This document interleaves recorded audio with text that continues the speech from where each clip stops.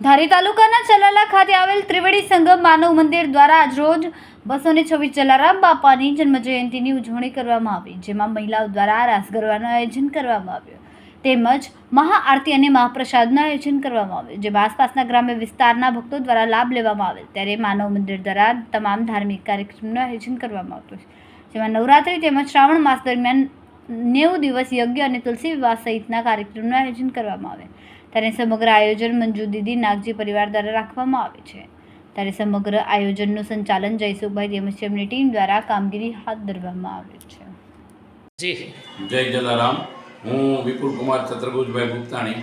હું આજરોજ ત્રિવેણી માનવ મંદિર સંગમ ચરાળામાં આજરોજ આવ્યો છું, જ્યાં જલારામ જયંતિની ધામધૂમપૂર્વક ઉજવણી થઈ રહી છે।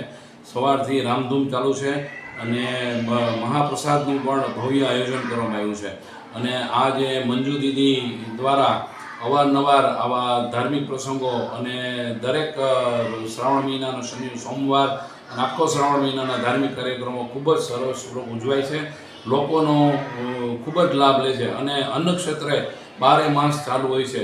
કોઈ પણ નાત જાતનો ભેદભાવ વિના અહીંયા ખૂબ જ લોકો લાભ લે તેવું મંજુ દીદી સૌને લાભ લે એવો આમંત્રણ પાઠવે છે। જય જલારામ।